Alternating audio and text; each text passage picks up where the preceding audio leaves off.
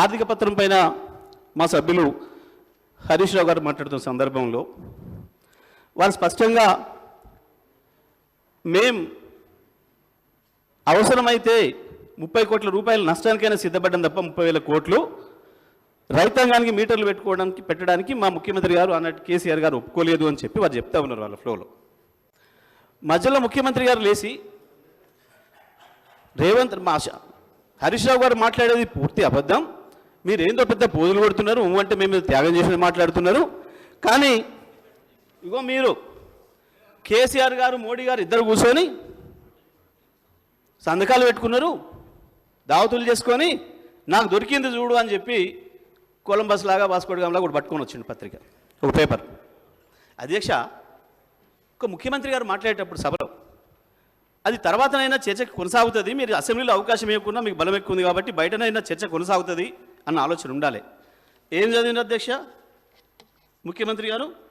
Installation of smart meters for all consumers అని ఇక్కడ other than agriculture consumers అనేది వదిలేసి consuming about 500 units month by 31st December 2018 and consuming about 200 units month by 31st December 2019. ఇది చదివిండి అధ్యక్ష.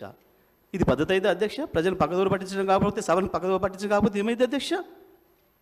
మనం వెనకడ వినేది ఒకటే మాట, ఎవడో చదువు మాట్లాడరాక రాముడి తోక తర్వాత పివరిండి ఇట్లుండే అనే మాటను మనకు తెలుగు టీచర్లు చెప్పేటోళ్ళు, ఎట్లా చదవాలి వాక్యాలు అని చెప్పడానికి వ్యాకరణం నేర్పేటప్పుడు చెప్పేటోళ్ళు అధ్యక్ష. రాముడితో కపివరుడు ఇట్లని ఏం చెప్పాలరా అని చెప్పారు మనకు. ఒకవేళ మరి అది వినుండకపోతే మేమేం చేయలేం, వాళ్ళ దురదృష్టం తప్ప.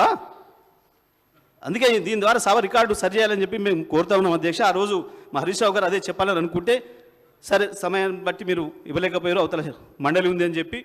కానీ ఇప్పటికైనా ఇది సభ ద్వారానే ప్రజలకు పోవాలి కాబట్టి నేను ఈ విషయాన్ని స్పష్టంగా చెప్పినా.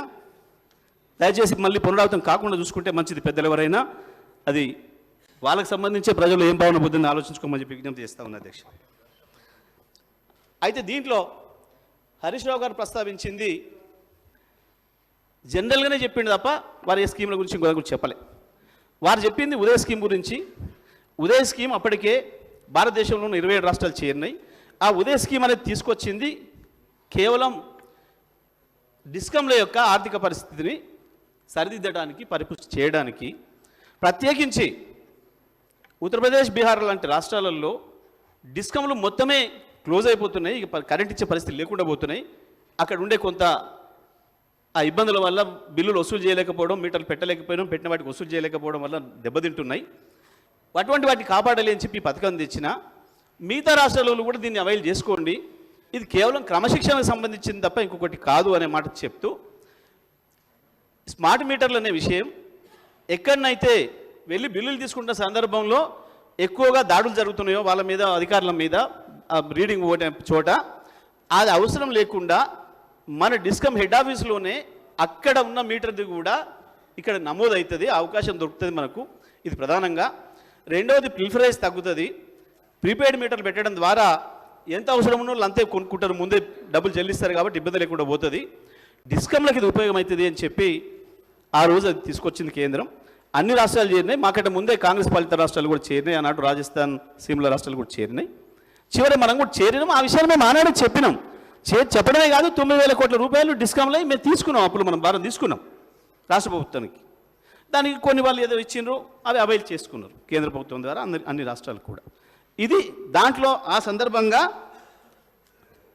ఆ స్మార్ట్ మీటర్లకు సంబంధించి, ప్రీపెయిడ్ మీటర్లకు సంబంధించి ఉదయ్ స్కీమ్కి సంబంధించిన ప్రస్తావన.